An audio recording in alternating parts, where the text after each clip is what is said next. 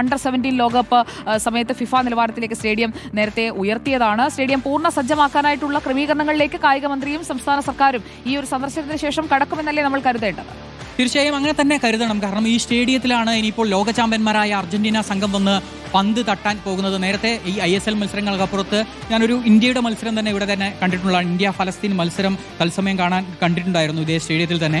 അതിന് മുൻപ് ഇറാഖുമായിട്ടുള്ള ഒരു മത്സരം ഉണ്ടായിരുന്നു. അന്നൊക്കെ തിങ്ങി നിറഞ്ഞ സ്റ്റേഡിയമായിരുന്നു, ഗാലറി ആയിരുന്നു ഈ കലൂരിൽ ഉണ്ടായത്. കലൂരിലെ മലയാളികളുടെ ഫുട്ബോൾ പ്രേമത്തെക്കുറിച്ച് പ്രത്യേകിച്ച് നമുക്ക് പറയേണ്ടതില്ല. പ്രത്യേകിച്ച് ഈ മഞ്ഞപ്പട ISL മത്സരങ്ങളൊക്കെ നടക്കുമ്പോൾ ഏത് എതിരാളികൾക്കും വന്ന് കളിക്കാൻ ഭയം ഉണ്ടാക്കുന്ന ഒരു സ്റ്റേഡിയമാണ് ഈ കലൂരിലേത് എന്ന് പറയുന്നത്. കാരണം ആരാധകരുടെ പിന്തുണ അത്രത്തോളമാകും. ഇതിപ്പോൾ അർജന്റീന വരുമ്പോൾ അത് ഇത്രയും കാലം നമ്മൾ കണ്ടത് വേറൊരു നീലയാണെങ്കിൽ ഇപ്പോൾ ആകാശനീല പുതച്ചുകൊണ്ട് ആ സ്റ്റേഡിയം മാറും. ആകാശനീല കുപ്പായത്തിൽ അർജന്റീന ആരാധകർ നിറഞ്ഞ് നിൽക്കുന്നത് ഈ ഗാലറിയിൽ നമുക്കിനി കാണാൻ കഴിയും. ഈ മൈതാനത്ത് ഇപ്പോൾ കാണുന്ന ആകാശ ദൃശ്യങ്ങളിലൂടെ നമ്മൾ കാണുന്ന ആളുകളൊക്കെ നടന്നു പോകുന്ന, കബ്രേര നടന്നു പോകുന്ന ഈ ഒരു മൈതാനത്ത് ലയണൽ മെസ്സി നടന്നു പോകാൻ പോവുകയാണ്. ലയണൽ മെസ്സിയുടെ കാൽപാദം, പ്രത്യേകിച്ച് അദ്ദേഹത്തിൻ്റെ ഇടത്തെ കാല് ഈ മണ്ണിൽ, ഈ പിച്ചിൽ പതിയാൻ പോകുന്നു. അത് തത്സമയം കാണാൻ, നേരിട്ട് കാണാനുള്ള അവസരം നമുക്ക് ഓരോരുത്തർക്കും, ആരാധകർക്ക്, എത്ര പേർക്ക് എന്നതല്ല, എന്നാലും മലയാളികൾക്ക് നമുക്കതൊക്കെ കാണാനുള്ള അവസരം ഒരുങ്ങുന്നു എന്നത് തന്നെയാണ് ഏറ്റവും സന്തോഷം നൽകുന്ന ഒരു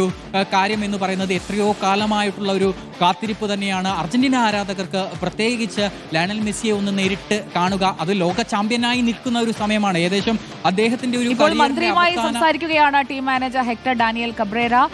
പിച്ചുമായി ബന്ധപ്പെട്ട കാര്യങ്ങളിലൊക്കെ സർക്കാരാണ് ഒരുക്കുന്നത്. കായിക മന്ത്രി വി അബ്ദുറഹ്മാനുമായിട്ട് ഇപ്പോൾ ടീം മാനേജർ സംസാരിക്കുന്നതാണ് നമ്മൾ ദൃശ്യങ്ങളിൽ കാണുന്നത്. വിനേഷ്, തുടരാം.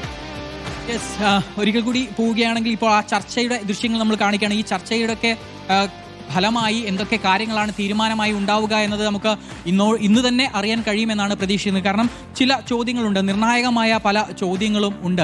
എപ്പോഴായിരിക്കും മത്സരം നടക്കുക? അത് ഏതായാലും നേരത്തെ തന്നെ റിപ്പോർട്ടർ MD ആൻഡോ അഗസ്റ്റിൻ പറഞ്ഞിട്ടുണ്ട്, 14-ന് ശേഷമായിരിക്കും. ഇപ്പോൾ നവംബർ 10 മുതൽ 18 വരെയുള്ള ദിവസങ്ങളിലാണ് ഫിഫ ഇന്റർനാഷണൽ മത്സരങ്ങൾക്കായിട്ടുള്ള ഒരു ബ്രേക്ക് കൊടുത്തിരിക്കുന്നത്. അതിൽ തന്നെ 2 സ്ഥലങ്ങളിലേക്ക് അർജന്റീന ടീമിന് പോകേണ്ടതുണ്ട്. അപ്പോൾ 14-ന് ശേഷമായിരിക്കും കേരളത്തിലേക്ക് എത്തുക എന്ന് പറഞ്ഞിട്ട് 14 ശേഷം, അതായത് ഈ നവംബർ വിൻഡോയിൽ ലുവാണ്ട, കേരളം, ഈ 2 സ്ഥലങ്ങളിലേക്ക്, ലുവാണ്ടയിൽ പോയിട്ട് കേരളത്തിലേക്ക് വരാനുള്ള സാധ്യതയല്ലേ കൂടുതൽ? അതിനുള്ള സാധ്യത തന്നെയാണ്. ആദ്യം റുവാണ്ട അവിടെ കളിക്കുന്നു, അവിടുത്തെ അവരുടെ തലസ്ഥാന നഗരിയിലായിരിക്കും മത്സരം. അതിൽ എതിരാളികൾ ആരാണ് എന്നതുള്ള കാര്യങ്ങളൊക്കെ നമുക്ക് ഇനി അറിയേണ്ടതുണ്ട്. അതിന്റെ കലണ്ടറൊക്കെ ഇനിയിപ്പോൾ AFA ഔദ്യോഗികമായി പ്രഖ്യാപിക്കും. അതൊക്കെ വരാനിരിക്കുന്നേ ഉള്ളൂ. അതിനൊക്കെ ഈ കൂടിക്കാഴ്ചയ്ക്കൊക്കെ ശേഷം അദ്ദേഹം, ഈ കബ്രേര, തിരിച്ച് അർജന്റീനയിൽ എത്തണം, ബ്യൂണസ് അയേഴ്സിൽ എത്തണം. അതിനുശേഷം അവിടെ കാര്യങ്ങൾ ധരിപ്പിക്കും. ഇവിടെ ഇങ്ങനെയൊക്കെയാണ് കാര്യങ്ങൾ, ഇവിടെ കൃത്യമായ സുരക്ഷയുണ്ട്, ഇവിടുത്തെ താമസ സൗകര്യം ഇങ്ങനെയാണ്, ഈ ഹോട്ടലിൽ നിന്ന് സ്റ്റേഡിയത്തിലേക്കുള്ള ദൂരം ഇത്രമാത്രമാണ് ഉള്ളത്, അത് സുഗമമായിരിക്കും, അവിടുത്തെ ഭക്ഷണ കാര്യങ്ങളൊക്കെ ഇങ്ങനെയാണ്, മറ്റു കാര്യങ്ങളൊക്കെ, പിച്ചിൽ നിലവാരം എത്രത്തോളമുണ്ട്, ഇക്കാര്യങ്ങളൊക്കെ അവിടെ ചെന്ന് അവതരിപ്പിക്കും. അതിനുശേഷമായിരിക്കും മറ്റു തീരുമാനങ്ങൾ ഉണ്ടാവുക. അപ്പോൾ നമുക്ക് അറിയേണ്ട ചില ചോദ്യങ്ങൾ എന്ന് പറയുന്നത്, ആരായിരിക്കും എതിരാളി, എപ്പോഴായിരിക്കും മത്സരം, അർജന്റീന ടീം എപ്പോഴായിരിക്കും കേരളത്തിലേക്ക് ലാൻഡ് ചെയ്യുന്നത്, എത്ര ദിവസം ഇവിടെ ഉണ്ടാകും, ഇനിയിപ്പോൾ ഈ ഫാൻ മീറ്റ് ഉണ്ടാകുമോ, ഫാൻ മീറ്റിൻ്റെ കാര്യങ്ങൾ എങ്ങനെയൊക്കെ ആയിരിക്കും, മറ്റു പല പരിപാടികളും ലയണൽ മെസ്സിക്കും സംഘത്തിനും ഉണ്ടാകുമോ? കാരണം കേരളം എന്ന് പറയുന്നത് വിനോദസഞ്ചാരികളുടെ ഒരു പറുദീസയാണല്ലോ. കിഴക്കിൻ്റെ വെനീസായ ആലപ്പുഴ ഇവിടെയുണ്ട്. ദൈവത്തിൻ്റെ സ്വന്തം നാടായ കേരളത്തിലേക്ക് വരികയാണെങ്കിൽ ചില പ്രത്യേക സ്ഥലങ്ങളൊക്കെ കാണാനും ഉണ്ടാകും. അങ്ങനെ വല്ല പ്ലാനും ഉണ്ടാകുമോ? ഇതൊന്നും നമുക്കറിയില്ല.